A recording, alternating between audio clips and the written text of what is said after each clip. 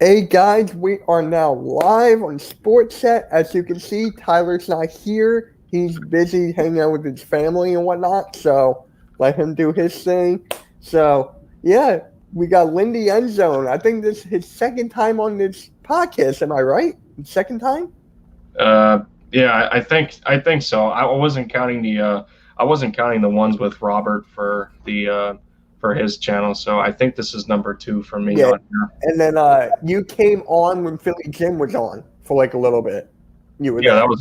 that was like what was that, a call in, or did you just give me I the was just like, dude, come on invite? in. I'm like, hey, you're Yeah, here. I love your knowledge about the game of football and the Eagles and whatnot. So, hey, might as well. yeah. Me and Jim got something going for Saturday, the next Saturday actually. So I just got to schedule it with him. Like a call in thing or just like No, one. just a collaboration stream. Nice, nice. He's going to be on Robert's thing tomorrow. So, and he's going to be on my roundtable next Thursday. So, yeah, he got There you go.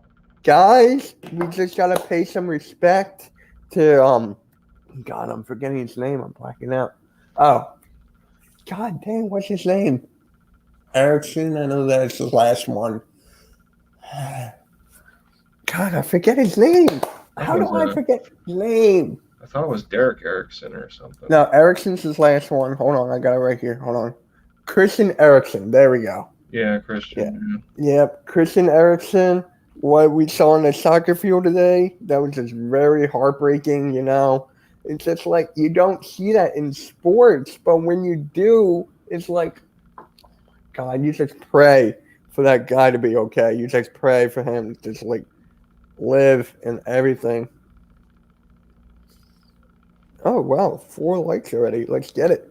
There you go. So yeah, let's just have a moment of prayer and for him and his family going through a rough time right now. What is going on in Slade? Just a moment of silence really quick.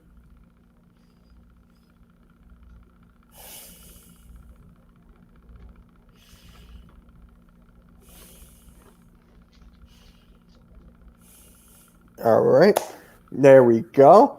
Now let's get it popping and let's just start off with Julio Jones real quick because what he on the Tennessee Titans, people are telling me that they're better than the Kansas City Chiefs. Do you agree with that statement? Well, if we didn't count the quarterback, then I mean it's pretty close. But no, now Kansas City has the better quarterback. They have the better tight end. You know, I don't know who the third receiver would be for Tennessee. I mean, Kansas City still has a more complete team to me.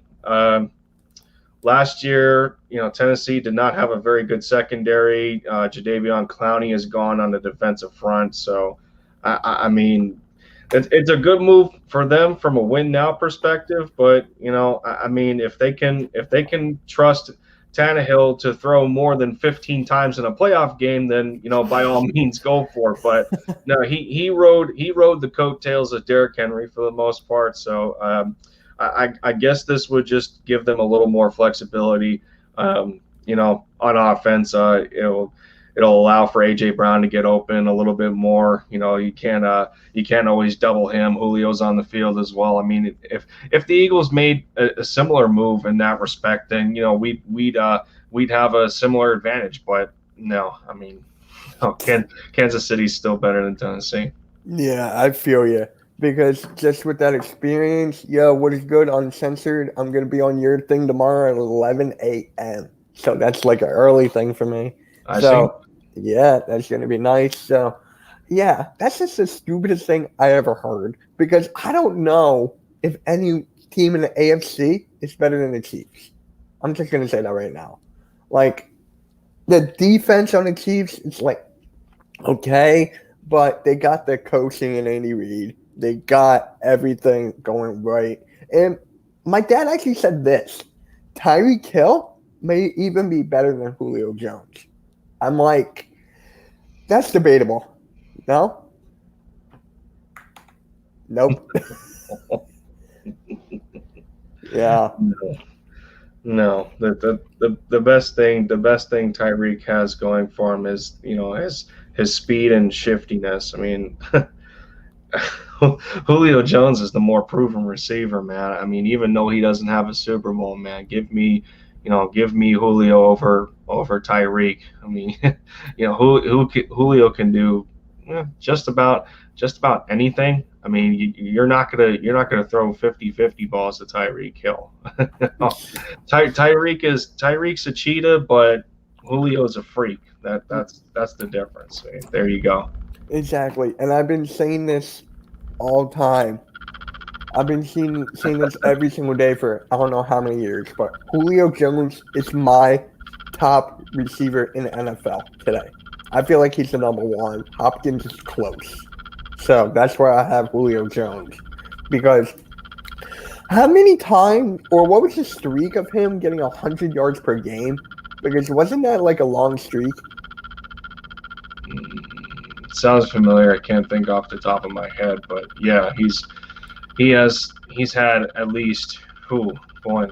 It was a streak. I think it was a streak that he had X amount of games with at least 100 receiving yards. I know that, and then he went almost like 10 seasons.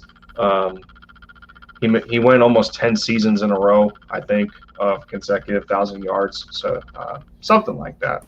I mean, it's just technical issues, but I think we're good for right now. Yeah, we're good. Thanks, man. So, yeah, it's tough. But I'm gonna ask you this: who's your number one receiver in the NFL? Julio Jones is mine. That's a good one. My number one receiver. Uh, who would I take? Um, I'd have to go DeAndre Hopkins.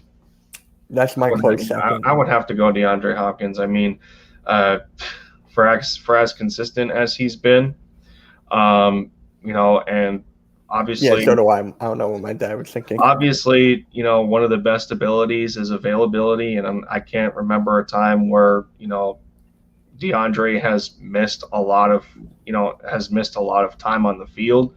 If anything, maybe he's had a tic tac injury here and there, but injury and DeAndre Hopkins don't seem to go in the same sentence, and that's just as important as producing, on the field. So I would have to say D Hop, just to remember like the impact that he had on that Texans offense with Deshaun Watson. At one point, he was the only receiver that Deshaun had left, and then he gets traded by Bill O'Brien. Oh my goodness.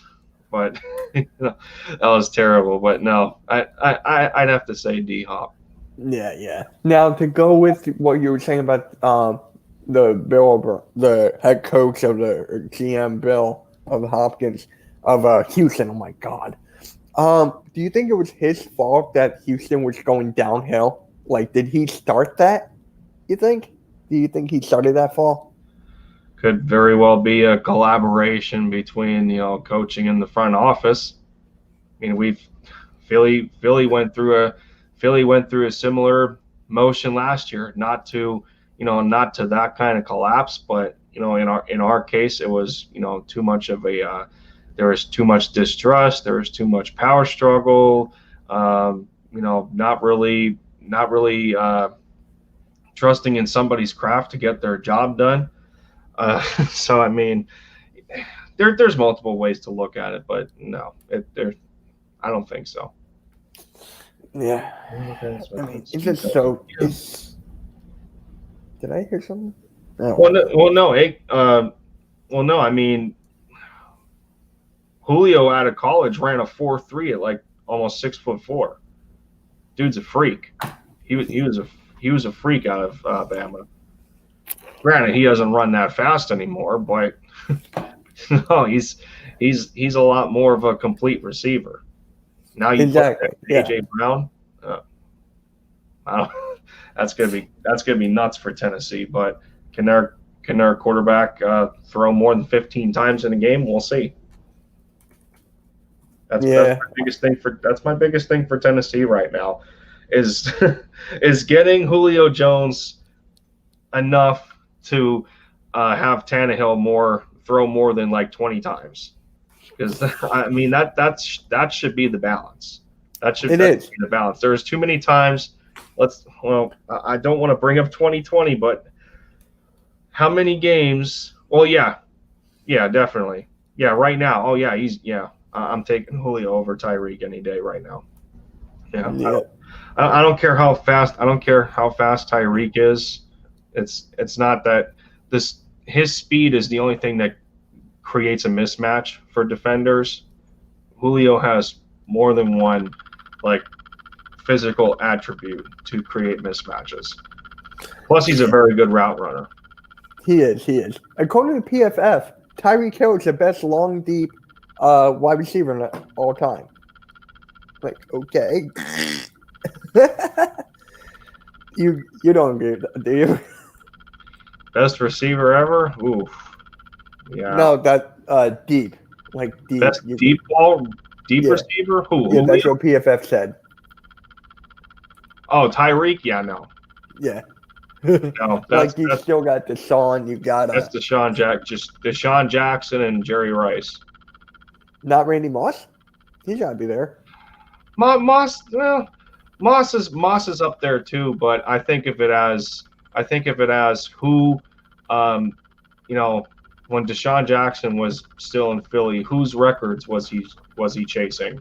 He was chasing Jerry Rice's records. He wasn't chasing Randy Moss's records as far as 50 plus and 60 plus yard touchdown catches. Yeah. I mean, that's crazy.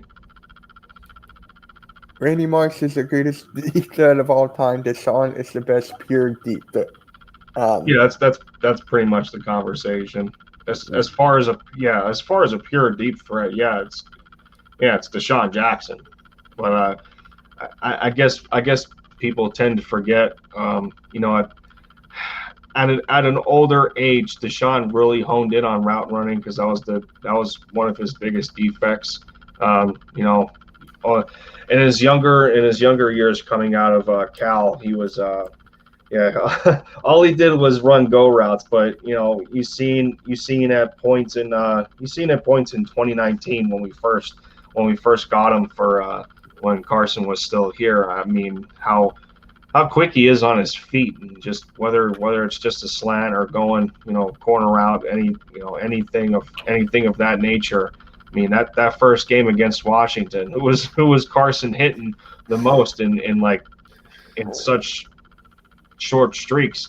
It was Deshaun. Deshaun was getting open on almost everything until they started to double him a little bit, and then had asked for everyone else to beat them. But yeah, no, I'm okay with that. I would think Jerry Rice would have something to say as being the greatest deep threat, but no, you can't go wrong with either him or Randy Moss. Yeah, you can't either way. You just can't. Now, to talk about that Deshaun Jackson's speed, right? Is he as fast in his prime as fast as Tyreek Hill now? So Deshaun Jackson's prime, is he as fast as Tyreek Hill now? I wouldn't think so. I don't know. I wouldn't think so. Deshaun wasn't the fastest coming out of college. I think he ran I think he was in the 4.4s. I don't think Deshaun broke 4.3. He was like in the 4.4s or something, like 4.42. But no, I don't think so. I think Tyreek is faster than Deshaun, but I think because Deshaun's got better route running, like a bigger tree. I think that's the other aspect which allows him to get open. Mm-hmm. Yeah, exactly. You know what? It's just on my mind right now. We just got to talk about it. We just got to talk about Richard Rodgers being the Eagles tight end, him coming back, because I feel like that's the perfect signing. We needed a tight end again, but here's the thing. Zach Ertz, is he gone now? Or is he not and just going to sit out? Whatnot? I have no. I don't think anybody has a single clue. I mean, the only thing that we can go off of as of right now is that we know that Jason Michael has been the tight ends coach has been in contact with Zach, but nothing nothing was disclosed any further from what was talked about in the press conference for Jason. But you have to imagine with bringing Richard back here. Obviously, it's for depth at the position, and that also goes to tell you that there is no guarantee behind Dallas Goedert. I mean, we needed somebody. We needed a tight end too. Looking past Zach Ertz, Jack Stoll. No, dude's an undrafted rookie, man. I don't know how you can imagine inserting him into the number 2 spot. Tyree Jackson is not close. Hakeem Butler is not close. Caleb Wilson, not close. So, judging to the fact that we're trying to stay in negotiations with an extension for Dallas Goedert as the number 1 tight end, he needs somebody to back him up at that number 2 spot, in order to help him shine in a sense. And and so I think that's the biggest thing in bringing Richard back, is that he's familiar with the organization, obviously, since this is the 4th time he's returning. Mm-hmm. He was proven at times last year to be reliable in case of unfortunate absence, because Dallas Goedert did miss time last year. Zach Ertz missed time last year, obviously. So if you need somebody, they needed somebody that they can trust in a pinch, to be inserted into the offense so that they don't necessarily miss a beat. And Richard Rodgers offers that to him. He does. I mean, I still can't believe it's his 4th time on the team. I still can't believe that. It's funny as hell. I was just watching his highlights, right? He seems pretty reliable, in my eyes, pretty reliable in the end zone or red zone. You agree with that? Yeah, I would say so. He didn't drop too many balls last year either. He seemed to catch almost everything that went Carson's way, or that came his way from Carson. So, Joe Castro in the building. What up, man? Yeah, I agree with that. The Nets? Yeah, it's been a little bit. What? Oh my God. Bro. Very good, Les. Yeah, I'm good. So he has, Tannehill has been good, but how often has he thrown more than 25 pass attempts in a game? I mean, if you come across a defense that can't stop Derrick Henry, you're going to continue to give him the ball. There was at least about 2 playoff games last year that Tannehill threw under 20 pass attempts. Come on. Castro, don't get me started. Touche. Yeah, don't get me started too. That's my second favorite team right there.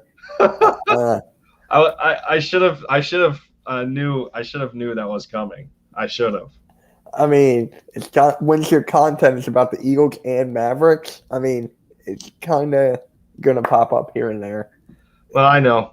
Well, my thing was the Nets should not have taken an L in that last game against Milwaukee. So they shouldn't have lost. Exactly.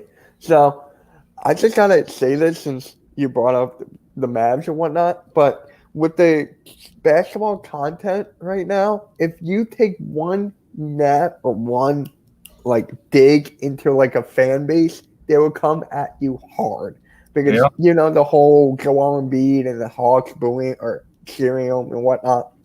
That's getting crazy. That series. It is. So I made this rant video this morning. It kind of blew up in my terms. It kind of blew up. So this Atlanta Hawks kid, he's a content creator for Atlanta Hawks. I didn't even know they existed. He comes out with this huge paragraph about he posted this on Twitter. I seen it. Yeah. trying to say that Philly is one of the worst fan bases in sports, or if not the worst. Yeah. I'm not going to respond because it's just like, what's the point? You proved my point. Exactly. You're proving my point by doing that. Like, oh my God. Yeah.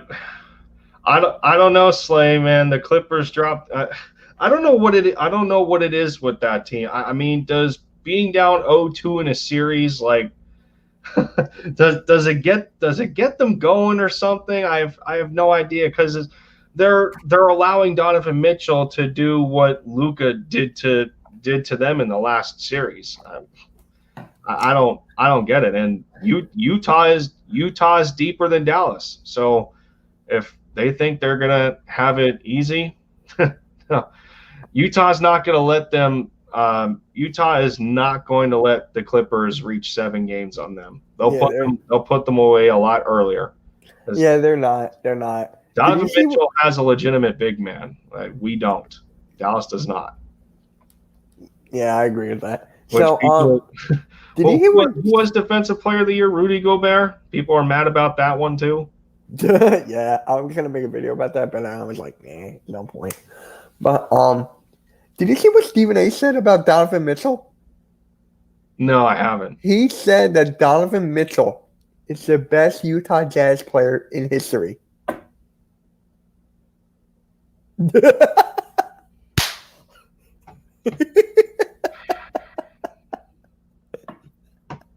Yes, I'm not joking. It's all over TikTok. It's all over YouTube. It's everywhere. Sports media, man. I'll tell you what. Oh my goodness. I was telling my dad, and he was flipping out. He was like, Karl Malone, John Stockton, Donovan Mitchell has the potential, but not now. No. That's the stupidest thing I've ever heard in my life. And I love Stephen A. I love Stephen A. Smith. But it's just like, dude, come on. Does anyone remember Pistol Pete Maravich when he played for Utah? Yeah, that's story right there. And then you got Donovan. One of the greatest ball handlers in NBA history. Mm-hmm. Yeah, don't believe me, look it up. Too. Yeah, I know. Yeah. People like Kyrie and Kyrie and all these guys today. You talk about Pistol Pete in college averaged, what did he average? Pistol Pete in college averaged about like 30 or 40 points a game without a 3-point line. Yeah. That dude was unbelievable. And he retired early. He had to retire at 32 years old. I know. It's sad. But here's the funny thing though. Donovan Mitchell is good, but not now. It's like, Stephen A., what? Like, come on. That's why I'm getting tired of sports media everywhere. Like, everywhere I'm getting tired of it. The PFF, ESPN, First Take now, Undisputed. It's like, why? I get it for the clicks. I get it for the views. I get it for all that. But do they actually mean what they're saying, you think? Like, could it all be an act? Yeah, it seems half and half, in my opinion. I mean, Undisputed is my favorite show just because of the comedy behind it. But Skip Bayless drove me nuts when the Mavs were still playing the Clippers. Like, dude, you're trying to say that you covered sports over 4 decades, and you're trying to tell me the bad games that Luka had in the fourth quarter. Stop it. Do you not see what that team's going through right now?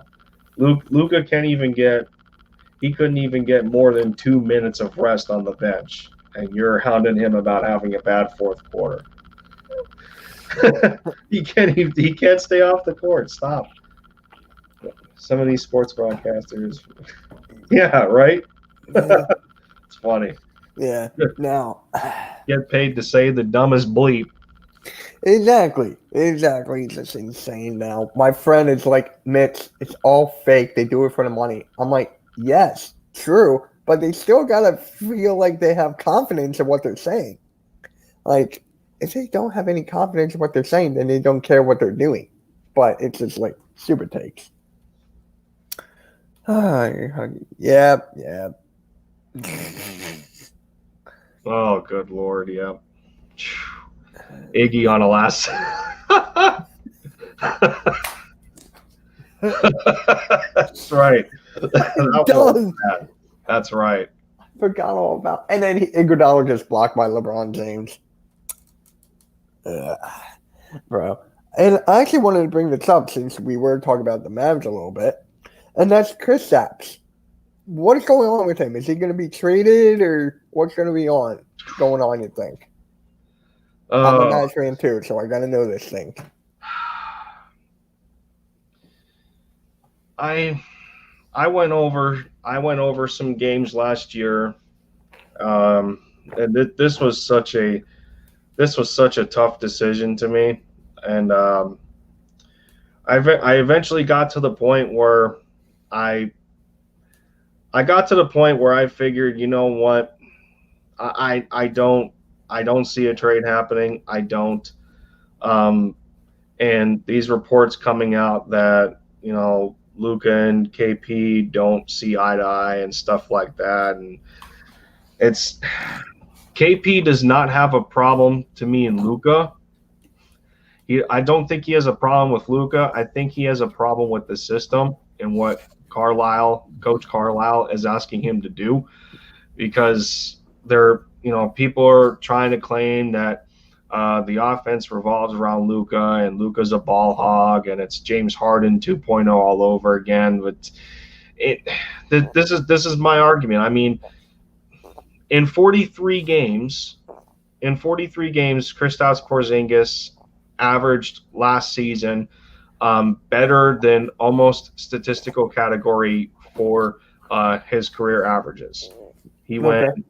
he went 21, like 21, 9, and 2 or 3, Mm-hmm. and and he missed 29 games. So the talent is still there for him. There's too many there's too many relapses with issues that he maintains for himself. Like, the biggest thing that drove Mavs fans nuts was when Porzingis realized, when he was on the block, or high post or low post, wherever he gets the ball down there, and he has a forward on his back. He's not working on a center. He's working on either a forward or a shooting guard, and he has the mismatch. So why not back them down? Why not back them down and get closer to the basket? No, what he decides to do is he decides to go for a mid-range fade, and then he'll break it. Like, no, dude, like, we need you to be a little more aggressive. Um, so I then went over some highlights that were posted to YouTube, and I broke it down a little bit. Um, going off of claims of other fans that Luka is not a good off the ball player, and stuff like that. But there was a game in which Porzingis and Luka combined for, I don't know, like 82 of the team's 143 points. I mean, Luka had 46 and Porzingis had 36. So, and they were both on almost 30 field goal attempts. So Mm-hmm. they can share the floor together. It's the offensive system does not suit Porzingis very well. What they're asking him to do, there's too many occasions where he's just sitting in the corner on the baseline, and the only time he would get the ball over there is if he cuts to the basket. There's not enough, there's not enough flow, there's not enough movement in the offense. And so, to me, I came down to the conclusion that Porzingis after I'm not trading him after 2 years of him not getting a full season in Dallas. He's missed time both years trying to rehab from that ACL injury in his knee from New York. Um, I'm Me personally, I'm giving him one more year. Hopefully things continue to go back to normal for the NBA. but you can only figure out how well you play with somebody like on the court, in the regular season. Like you can't really do that at practice. You can't really do it in scrimmages. You can't really do it in preseason games. It's not the same because the competitive atmosphere is different. So you have to know like situational basketball wise, um, you have to know where you got to be. You got to be, as a teammate. So, um, yeah, man, I don't want to trade him, but I understand the other side of the coin with fans not wanting him here because they feel that Luka needs to play with the more traditional big instead of a stretch big like KP. But I digress. Yeah. It's going to go either way, but I And would trade him. yeah, for that uncensored, I had to delete it. It wouldn't even let me download it. It wouldn't let me do anything. So That's a shame. I mean, it is what it is. It is what it is. Yeah, that's why I'm not Oh doing my call-ins god. for like a while. I'm not doing call-ins. I'm only doing streams where I know the person. I have the link to give it to. That's why I did the videos or the live stream with Vinny. I knew him for 15 years, over 15 years. I know you for a couple months now. So it's like, yeah, I'm only doing it with the people I know, or I'm doing it by myself, or I'm streaming Fortnite. Those are the only things I'm doing for a while. Yeah, I'm still gonna hit 100,000 views tomorrow. So That works. yeah. I'm like, dude, I'm 9. Hold on, I'm like 9. I can't remember the freaking number. 99,969. Dang it. There you go. I'm like, come on. It refreshes after each morning, so I'm like, right. I wonder what I'd have to check what I'm at. Yeah, check. I'm actually curious. Let's see. I think it's in analytics. It's in no, you go to your homepage, then you go to about, and then that's where the total views are. You scroll down. Oh, that works too. I found it in analytics in the studio as well. Oh, okay. Almost 3,700. Okay. Close to that 5,000. You're close. I mean, I've had an account since 2012, but I only started my channel about 7 months ago. Yeah, exactly. I've been doing YouTube off and on for 6 years, and technically I should be even higher than where I'm at right now, but I still love it. So it doesn't matter where I am at. Yeah. Now to go to Chris Stapps, he's traditionally a power forward. We all get that. Do you think, like, having stretch bigs? Well, actually, you kind of already answered this with Luka. Kind of hurts him. It kind of does, right? You just kind of said that. No, I don't think so. I think I think Luka can play with anybody. Honestly, it's just how they are. It's just how they're set up and how they're utilized in the system or the flow of the offense. Doesn't mean Luka is one of the best playmakers in basketball. His IQ is pretty high already for a kid that's only 22 years old. I mean, as we know, he's been playing professional basketball for I think as young as 13 over in Slovenia. I think it's just more so what Carlisle is looking for personally, but it's just there's just too many inconsistencies. I mean, Willie Cauley-Stein was a disappointment.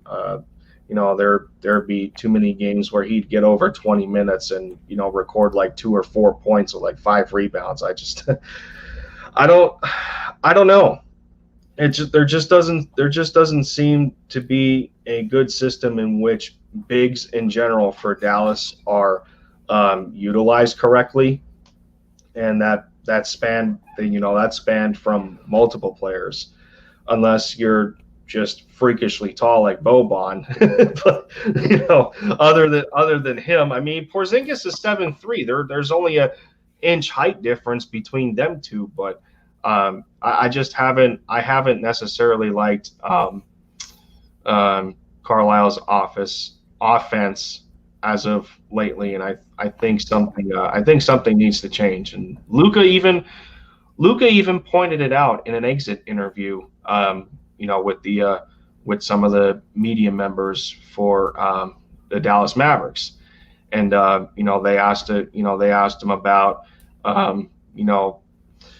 what he feels Dallas is going to do in the offseason with and he was asked about Porzingis specifically, and he talked about that, obviously you're going to have new teammates every year, most likely, whether it's through the draft or free agency, and that goes, obvious to say, but he went on to say that he feels that Porzingis is a great player, and I cut out, I dropped a video about it, and I cut it out in a little snippet, and I had to pause, and I'm telling people, I'm showing them, like, there you go, it's right there. Luka said that he needs to be used more, and that's the truth. It was just too much of a offensive inconsistency with how Porzingis was utilized. I mean, he had multiple 30-point games last year, and he had like a 31 point 17 rebound game and 36 and 9 with 4 or 5 assists. His best game that I pointed out, we played the Pelicans about 30 games in, and he goes 37. It was like 37, 9, and 4, and he went 8 of 13 from 3. Like the dude's talented. He's talented, but Luka said it right there, and I believe him. He's got to be used more in the offense. So, we'll see what happens moving forward. I'm not about to give up on him just yet, even though I've had multiple tweets that contradict that, and I've said in some streams, like, I'm done with KP, but we have room to change our opinions, and sometimes we have to go back and fact check ourselves, and exactly go over film, whatever it takes. So my opinion has officially changed in this offseason. I think you need to give Porzingis one more year with Luka. They need to figure this out from a teammate standpoint. It's got to be figured out from a coaching standpoint, because you just can't pick up that kind of investment contractually and then try and dump it, because your options, the way it is with trying to get rid of that kind of player on that contract that he has, you won't have many options, nor would you get as good of a return. I mean, just think about it. I mean, what are the bad contracts out there in the NBA? Kemba Walker's got a bad one. John Wall has a bad one. I don't think Oladipo did. I think he's a free agent now, I think. I think it's just that he's injury prone. Yeah. But you think of John Wall, you think of Oladipo. Portland is now tossing CJ McCollum in trade talks. So I mean, the only way you're going to ever get something for Porzingis is giving extra compensation to a franchise just for them to take that kind of contract, or it would have to be a player for player swap where the money matches. So I don't know if it's a risk Dallas is willing to take, because as it stands, to me, Luka and Porzingis are one of the more dynamic duos in the NBA right now, and I'm not quite ready to give up on them yet. Okay. All right. Yeah. I mean, I feel the same way about Ben Simmons as well. Like, he needs to be more aggressive. Like, that first half was god awful. He was open for a layup and do it backwards for a shot clock violation.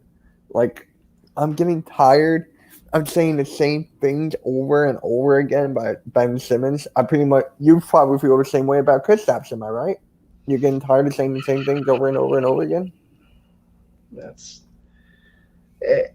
kind of. I mean, they both have, they both have like, mental issues on how they approach the game from their positions.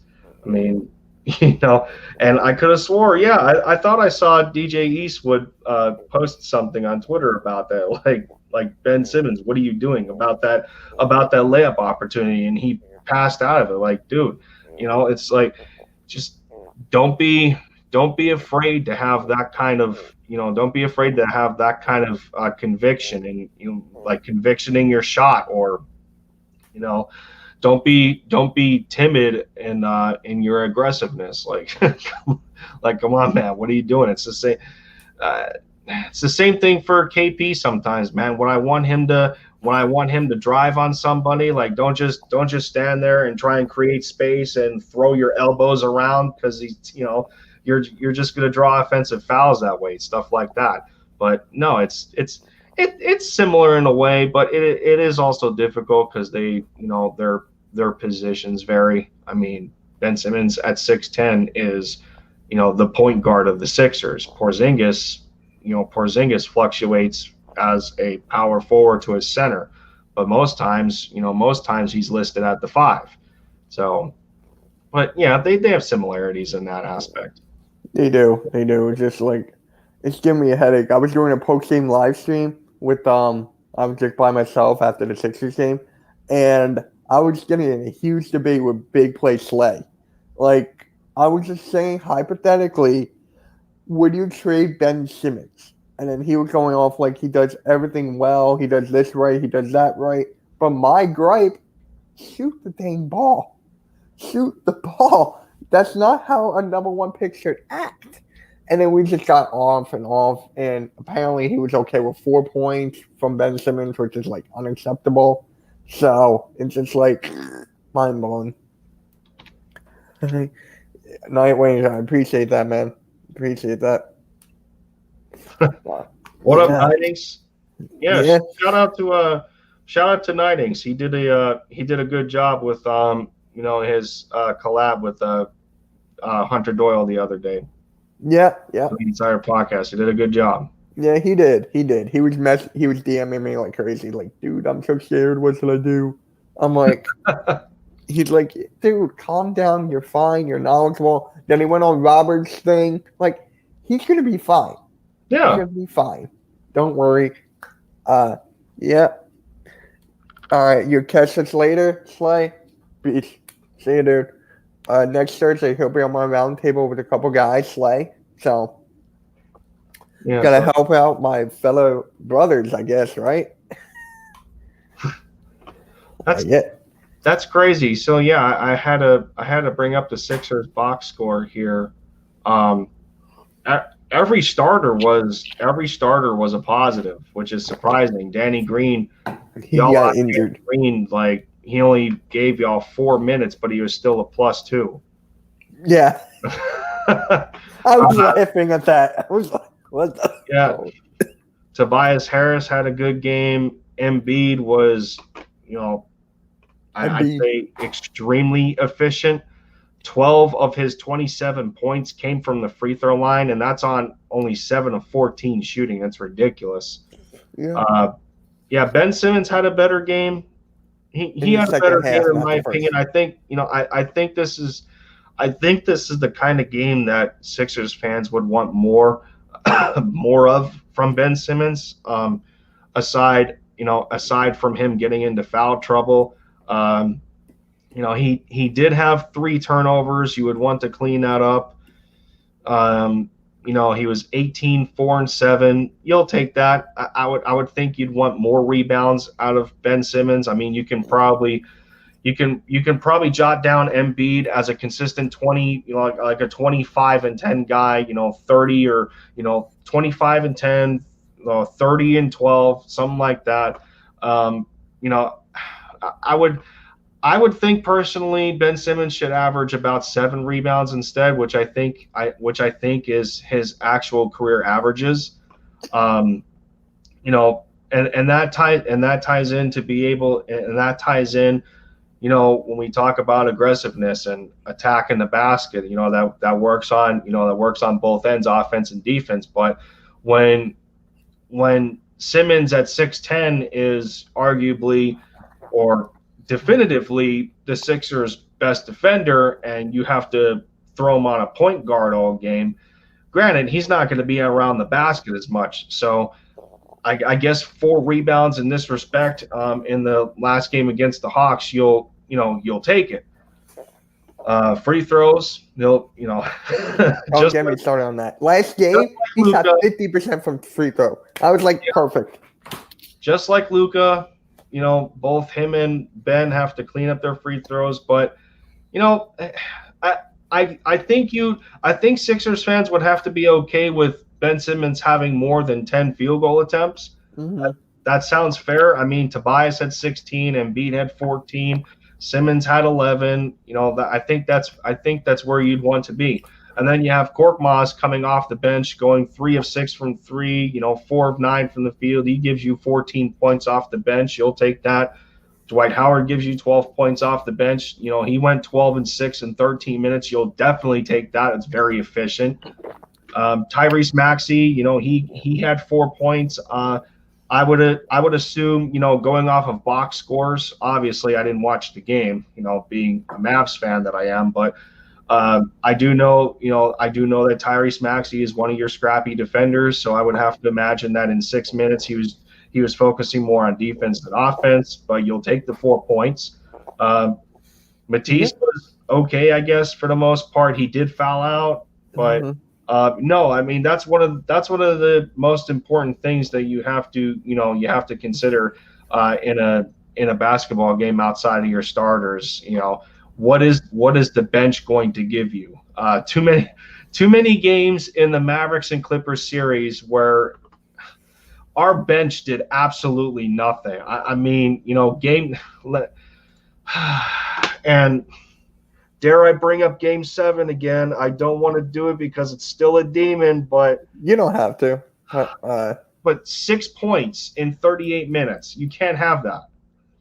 That's what my Mavericks bench gave me, dude. It's like, no, you can't expect the starting 5 to carry you the entire game and then your bench does nothing. So, but no, Sixers did a good job. Sixers did a good job this game. I would have to say the turning point of this basketball game was the third quarter. You guys outscored the Hawks 34-19. Usually, in my opinion, what you would want to do is you would either want to set the tone in the first quarter, or if that's not there, come out strong in the third. That's going to give you the best chances of winning a basketball game. And because then you go into sort of a preservation mode where you're just trying to maintain a lead. But then again, it comes down to how you perform in the third quarter, or in the fourth quarter, excuse me. And you guys lost the fourth quarter. You gave up 36 to the Hawks, but it didn't matter. It didn't matter because you guys won the first quarter by 8, and then you won the second quarter by 15. I think it was 15 and 16. Yeah. So I mean, there's your lead right there. So 8 and 15 is 23, which was a little more than the ending deficit of the game. But like I said, you guys established dominance in the first quarter. You only led by 8, but you carried that into the third. Even though the second and fourth quarters were similar from a game standpoint. So I mean, yeah, Sixers had a really good game 3, and Hawks are in trouble. Yep. And I retweeted this morning. I quote retweeted this, and I tagged like Eastwood, RB, and Romp 2.0. And some guy said, Ben dropped 18 and we won by double digits. Happy now, morons? Now, STFU. I'm like, we're always happy when he scores. We want more of that. It's a consistency. People are taking this like one game at a time. Like they don't understand. It's about not just this game, it's the next game. Then the next game. Are you going to do the same thing? What kind of Ben Simmons are we going to get? Are we going to get the first half Ben Simmons like last game? Or the second half Ben Simmons in last game? Like the third quarter, like you mentioned, we scored 36. Yeah, 11 of those came from Embiid. Is it that hard to ask for scoring out of a max contract player? Thank you. Come on, stop it. Yeah. Embiid scored 11 in that quarter, and Simmons scored 11 in that quarter also. Why can't we do that? And someone told me, I think it was Slay. Last night. And why can't Ben Simmons do all of that all the time? And then he goes, well, Embiid is in the paint. Yeah, he was talking about the defense, yes. And then he was talking about how Embiid was in the paint. I'm like, what? He can still do that. He's 6'10". He can run. Did you see him I know you didn't watch the game. So he did this Euro step, and then there was a foul on a call. He did this windmill and it missed, but it was I seen that. He took it looked like who was it for the Hawks? It wasn't Gallinari? Was it number 3 or number 8? Because I know Gallinari is 8 for Atlanta. I think it's Gallinari. Okay, so he took a slower Gallinari off the dribble, which forced a foul, which forced Gallinari to foul Ben Simmons at that point in the game. Which I don't know. What quarter was it? I think that was in the third. I think that was the third quarter. Yeah, third quarter. Yeah, I don't know. I don't know if I'm forcing a foul there, but I would have to go back and watch the game. Yeah. But now, it's just now it's getting me curious to break down a Sixers game and use watch one of these games, and might as well try and figure this out, man. But I'm not. I'm no Sixers fan, but it would be cool to it would be cool to try and figure out Ben Simmons. Now, if you were when you were younger, you were a Sixers fan, correct? Yeah, I was. Okay. What was it like the transition? Was it Dirk? What was the transition? Why you went from Sixers fan to a Mavs fan? Was it because of Dirk? Mm-hmm. Yeah, that's why it became my second. I liked him. I liked him alongside Allen Iverson. I did too, exactly. I still remember the Iverson years where he had Iguodala and Kyle Korver and some decent guys off the bench, and Kevin Ollie, John Salmons, and Andre Miller was there for a minute. Yeah, I remember those years. Yeah. And I was talking about this with Hunter yesterday. We did a pregame thing before the game, and it was just dude, that's my favorite team of all time. 2001 Sixers. Because they were in the finals. When was the last time I could say that again about the Sixers? It's just I got to witness them in the finals, and I still have this banner of the 2001 Eastern Conference champions. Mm-hmm. I'm wait, we need the Sixers to win out of the East, and I can get that for this year. But I wonder if Sixers fans actually understand the magnitude of this. Of this postseason for the Sixers this year. The last time you guys were the 1 seed was 2001. So I mean, there's stars aligning there, just like it was funny because the whole time when the Mavericks were still in the playoffs, and I was really hoping for that Mavericks and Sixers matchup in the finals. That would have been hilarious. That was my pipe dream scenario. Oh my God, mine too.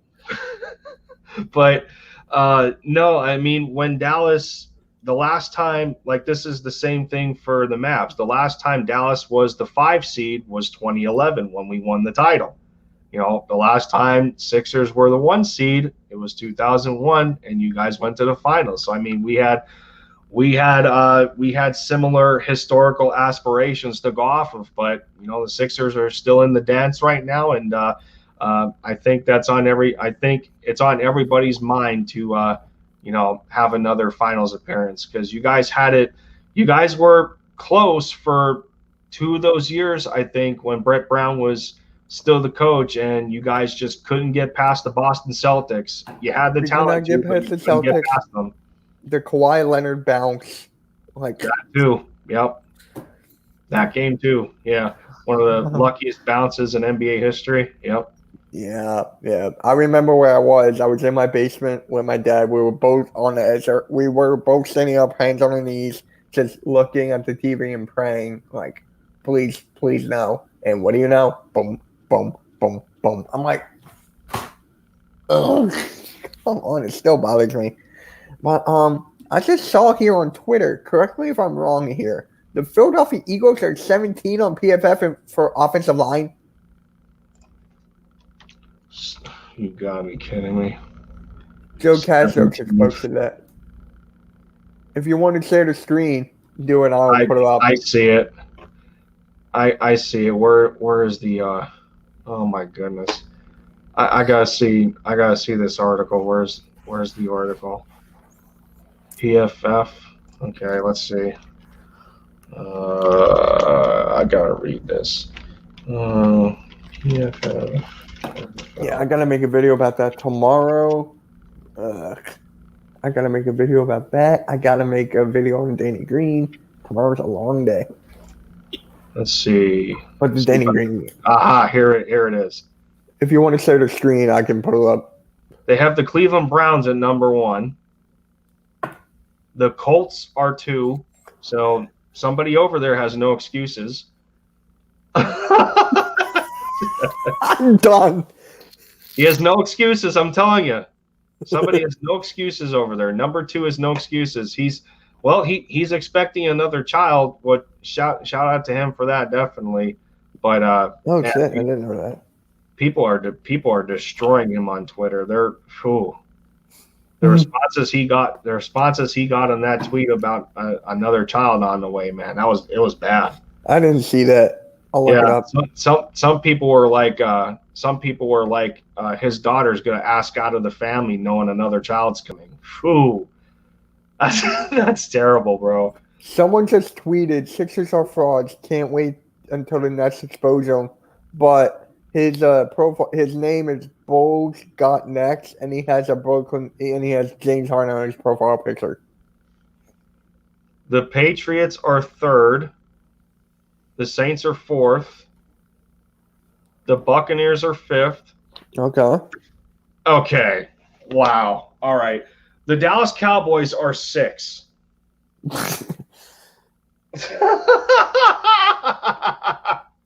Yeah, sure. And y'all are contradicting yourselves. Talking about Tyron Smith only played 154 snaps last season and missed time. Oh my goodness. The 3 offensive linemen that they just listed under reasoning, they all have injury history. Zach Martin, Lyle Collins, and Tyron Smith, the big 3 veterans on that offensive line.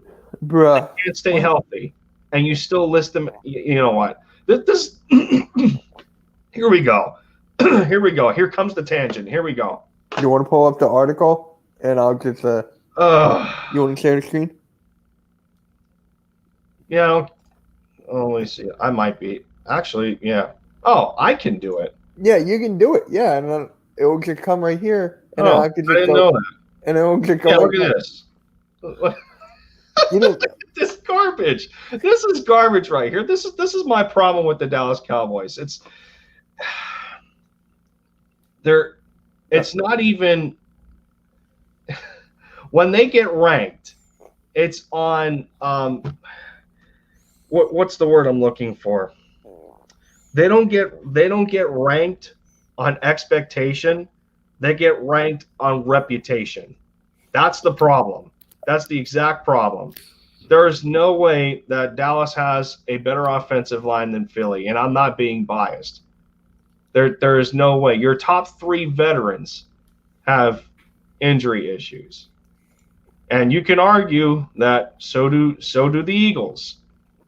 Brandon Brooks, Lane Johnson, and who would be the 3rd veteran? You can't put Jason Kelce in there because, I mean, Jason Kelce is arguably the best center in football. and he's been very healthy as of late. So, but yeah, no, I don't see that. Kansas City is 7. Okay, yeah, no. Let's put Dallas above Kansas City. Sure, they didn't just get man. I don't know. I Well, can you see know a what? video coming from you tomorrow. Yeah, I was gonna make one. I was gonna make one to the response about Dak Prescott having 5 to 6,000 passing yards, but I just didn't. I don't know how worth it it's going to be. I don't. That's coming from a Cowboys fan. Am I correct? Yeah, I So know. that's not really. He, I mean, he's a good guy. He's a good guy and all, but yeah, he's drinking the Kool-Aid on that. He's drinking the Kool-Aid on that. I was actually gonna break down and list reasons why that won't happen. I so was you're gonna gonna do a video on that? I was gonna actually do that. I was gonna do that, and I was going to troll them about Dak Prescott switching his sponsorship from Adidas to Jordan. I was gonna troll them on that too. Then do it. Thanks. We'll see. We'll see. The Rams are 8. San Fran is 9. Okay. The Detroit Lions have a better offensive line than Philly. I just don't know what to say now. Arizona is 11. The Ravens are 12. Buffalo is 13. Tennessee is 14. Green Bay is 15. Okay, we're 90. Yeah, we're 18, I think. Yeah, Washington is 16. No, we're 17. We're 17, yeah. The Eagles have generally fielded the top offensive line in recent years, but they dropped to 19th in 2020 as injuries took their toll. It's a pivotal year for 2019 for Andre Dillard.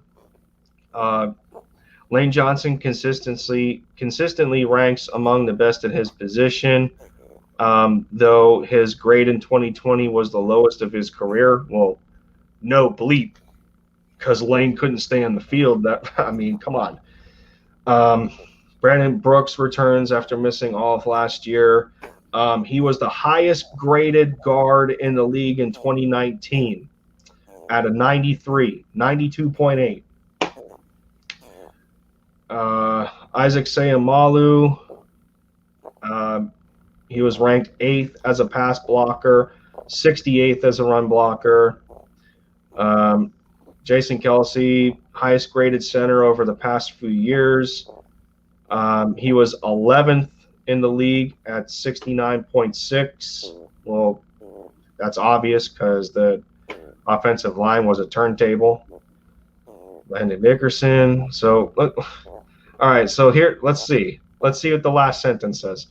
The Eagles could rank anywhere by the end of the season, but if their veterans stay healthy and avoid declines, this has the potential to be one of the best in the league once again. Okay, I'm good with that, but good Lord, why is Dallas 6? Let's see.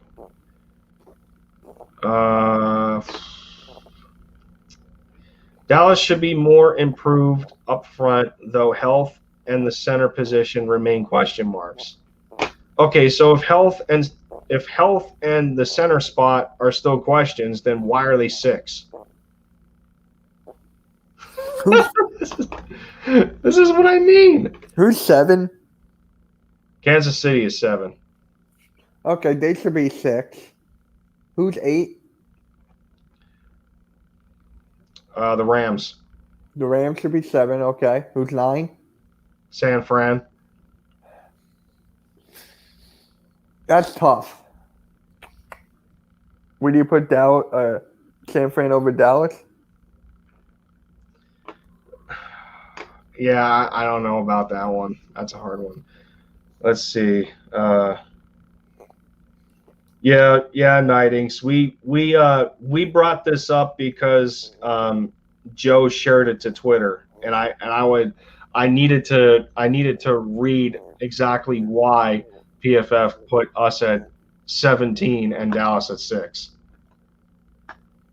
It is a stupid ranking. It is a stupid ranking. Dallas is ranked on reputation, not expectation. That's the problem. Yeah, I Yeah, just don't believe what PFF puts out. no, I just stopped. nope.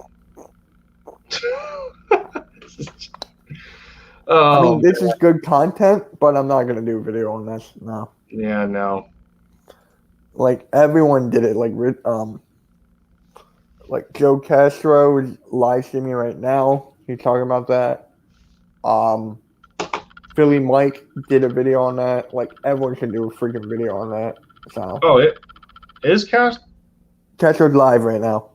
Oh, he just he just went off a minute ago. Ow. Okay, yeah, he only went for 20 minutes. Ow. Yeah, he only.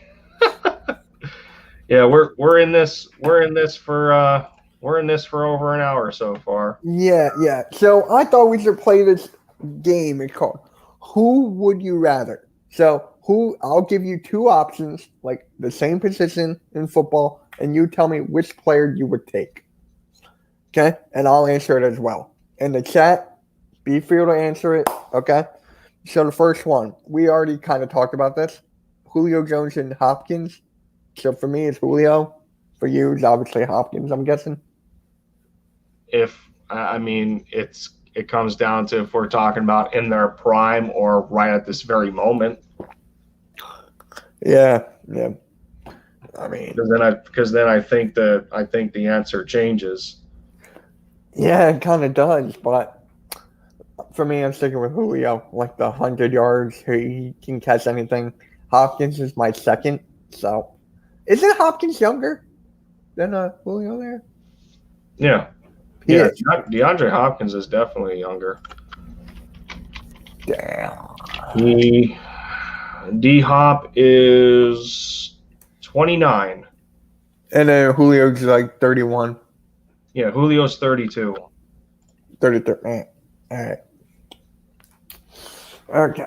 So, I got to look up this position real quick. It is top tight ends. Okay. So, okay. The rankings right here. Who would you rather take, Kittle or Kelsey?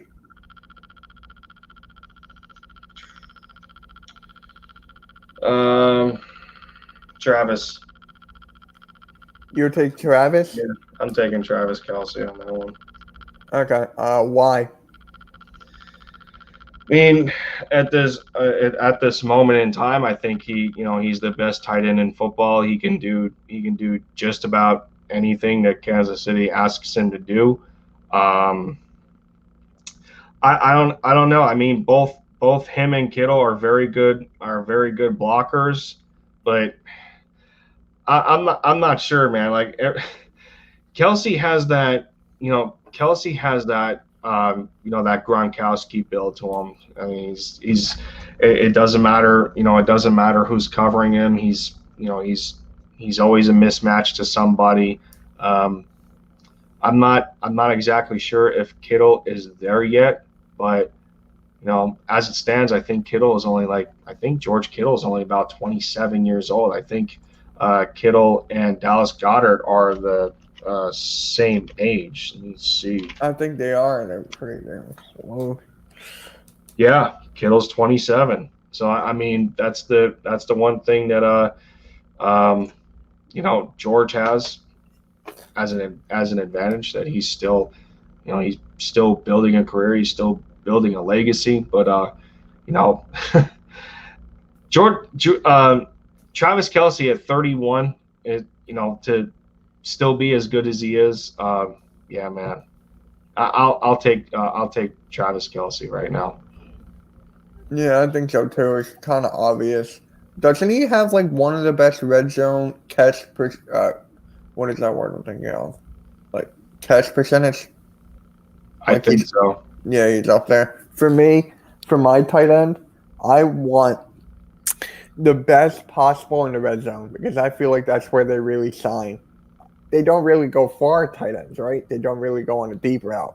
So I need one who is reliable, who's trustworthy, and can get open in crunch time. And that, for me, is Travis Kelce. Now for quarterbacks, I'm gonna go. All right, I already did that one before and another one. So we're gonna go with this one. Josh Allen and I'm not gonna say Prescott. Fuck that. Josh Allen or Russell Wilson.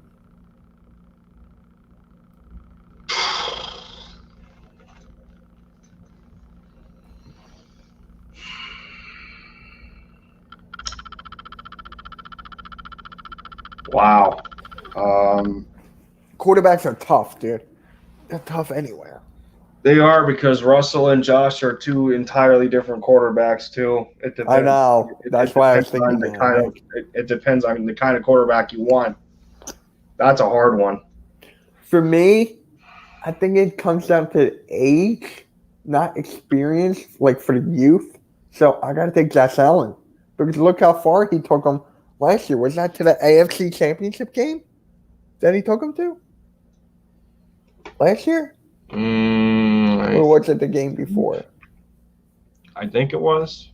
I think it was the AFC title game. Buffalo lost to no. No. Who did Kansas City play? I think Kansas City played Buffalo in the AFC title game. I think they did. Yeah. So I'm going with Josh Allen for that aspect. And the Bills team, dude, I feel like they built a good roster around Josh Allen. I really do. Yeah, it was Bills and Chiefs. Yep. Oh yeah, I made a joke with my friend. She's a Bills fan, and I was like, she actually turned me on to liking the Bills. So she was like, I asked her, how would you feel if the Bills beat the Chiefs and then go on to face Tom Brady in the Super Bowl and lose? She was like, karma all over again. I'm like, yeah. And I'm just telling you, dude, I just got to say this right now. I remember I went to her house for the first game of the year. I forget who they were playing, but they were sucking, and there were so many games on. Like, she had me wear, like, a Bills shirt, a Bills hat, and everything. And I'm like, so the Eagles went on. I think they were on Monday night that game or something. I think they were on later. And I was like, why am I here? There's, like, so many other good games. Like, oh, really? Ooh. If only the Eagles could play the Bills.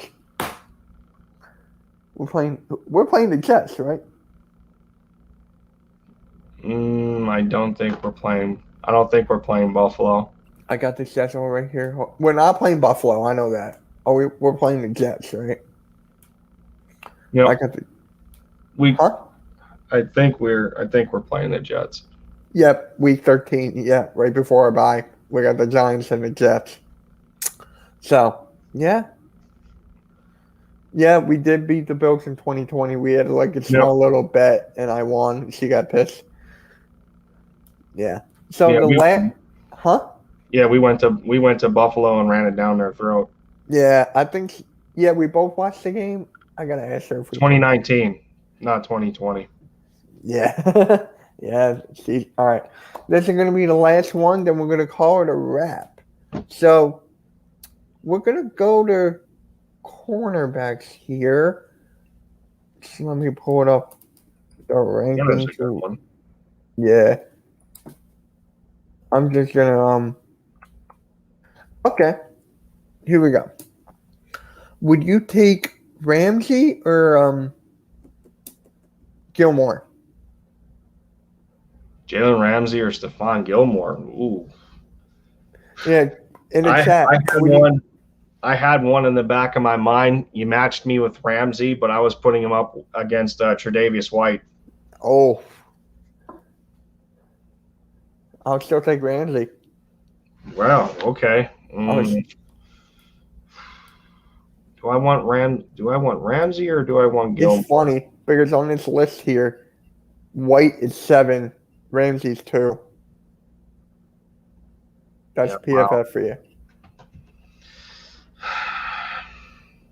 I How think is I what? think I'm good with Jalen Ramsey on that one. Yeah, yeah. How is Alexander number 1? Can someone please Jair look? Alexander. Yeah. Well, he's all that secondary has for Green Bay. That's all they have. Okay. Yeah, he does nightings. He does nightings, but you can still respect his game. I mean, you can say that to Richard Sherman too. He's like the same exact thing, or he was. Yeah, he was. Yeah.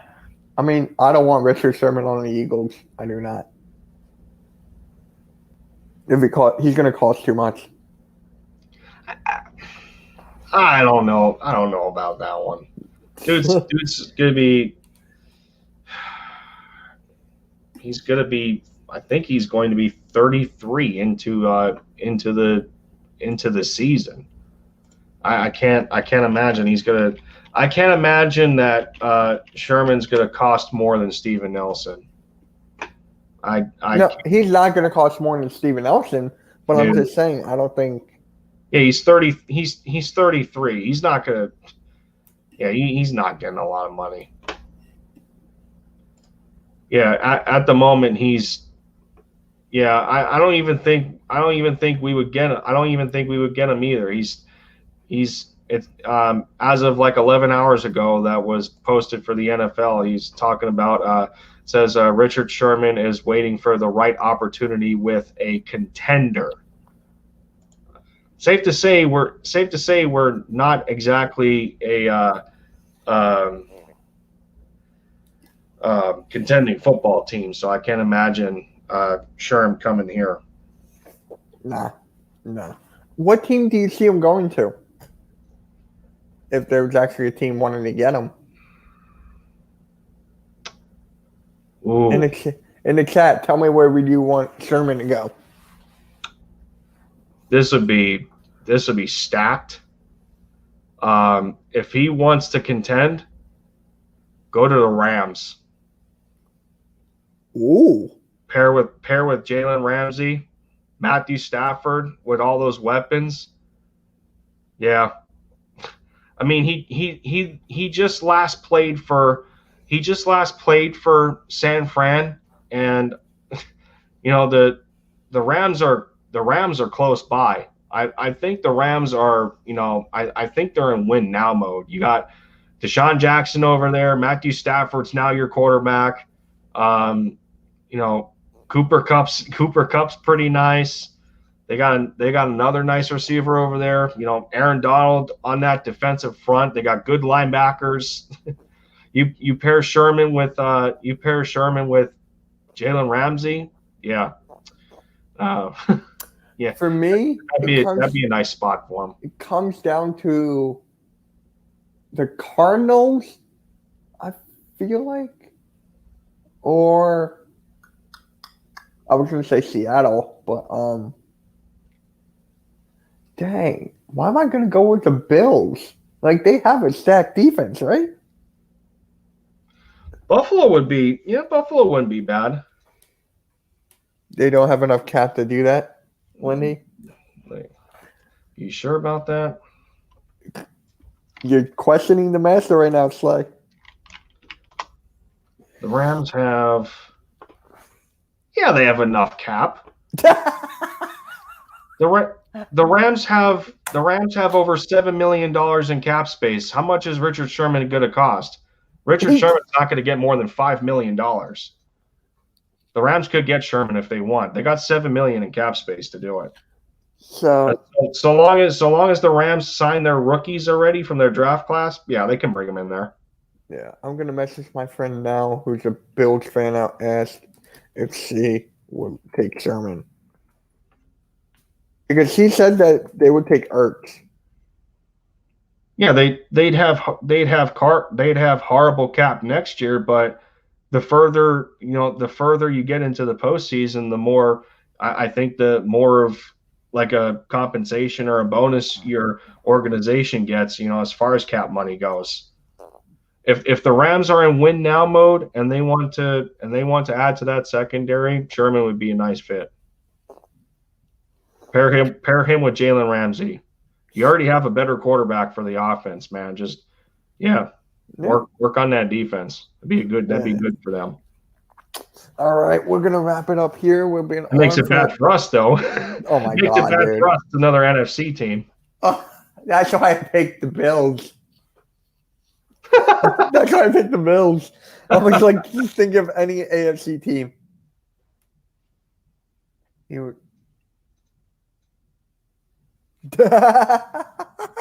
So I tweeted out about the Atlanta Hawks fan or content creator. DJ East would look up his stuff. He was like, he has a 22-hour stream with 0 views.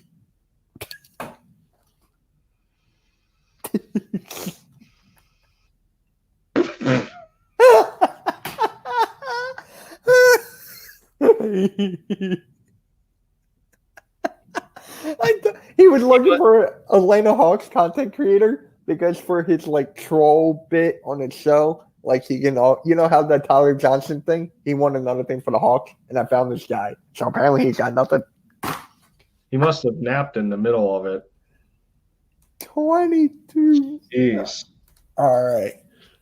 After that, I think that's where we call it because I'm going to be laughing. Slay says that's tough. It is, man. It is. I know people. It's so hard to get 0 in 22 hours. Oh my God. I'm going to reply to that. But, yeah, I told you know who that is. Oh no. I try to reach out to this kid on Twitter so we can have a beef or something. You can't DM him on Twitter. I try to follow him on Instagram, so he has to follow me back to message me. I'm like, bro, what? All right, you know what? I don't want to roast this kid anymore. We're having fun. But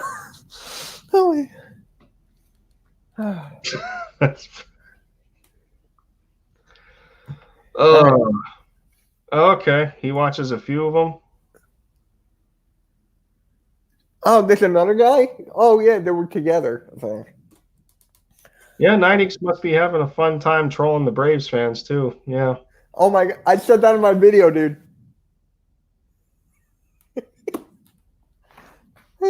I still don't understand how you're a Braves fan. I still don't. How does that happen? I love Chipper Jones, man. Chipper Jones, Greg Maddux, John Schmaltz, all them guys.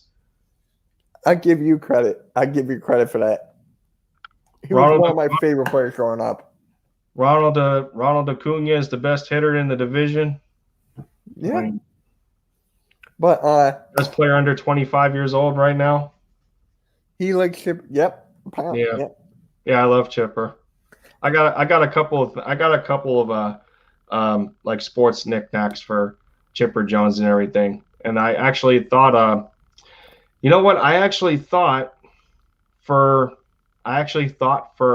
I may do another giveaway when I hit 200 subs. Oh.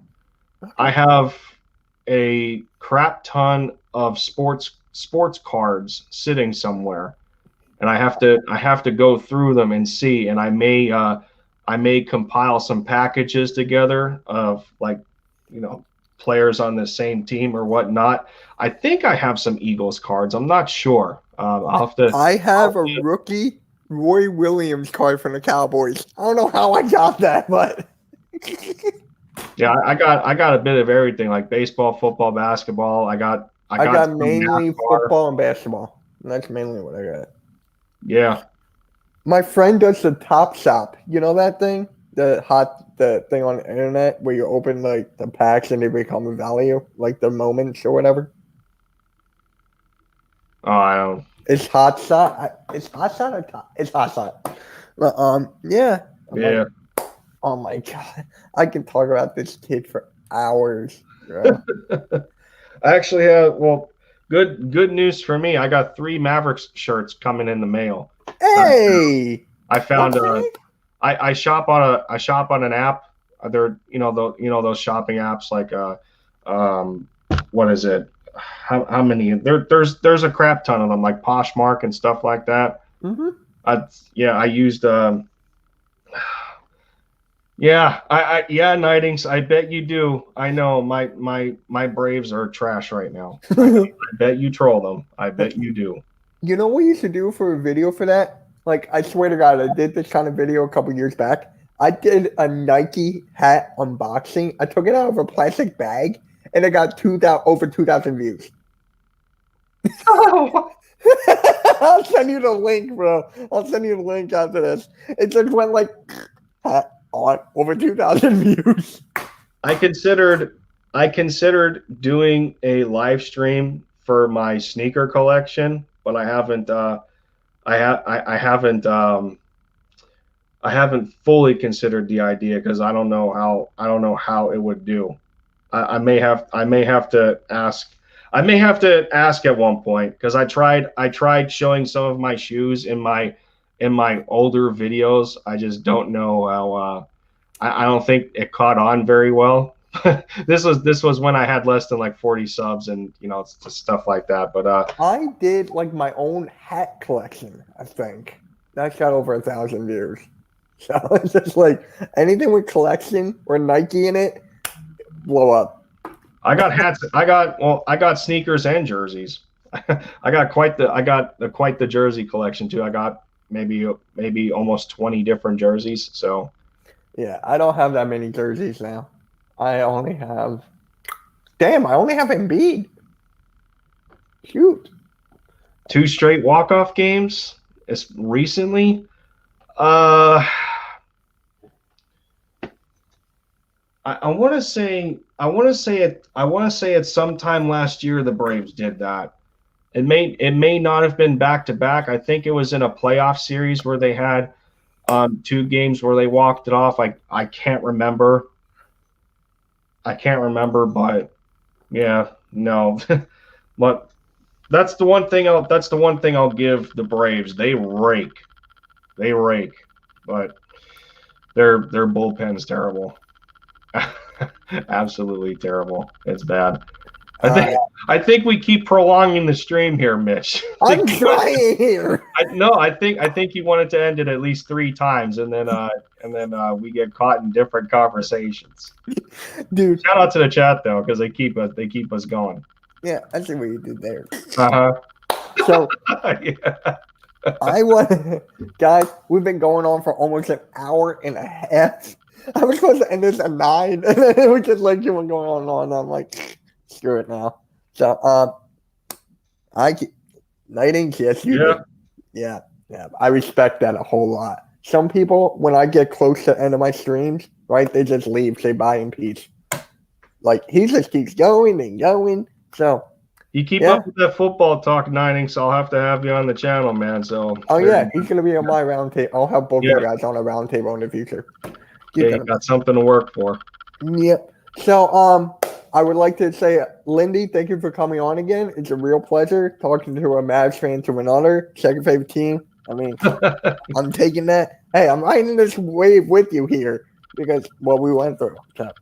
And the NFL, your knowledge, man, I just love that. I just love your freaking knowledge about the game. Appreciate it, man. Of course. Yeah, I gotta get on the computer. Yep.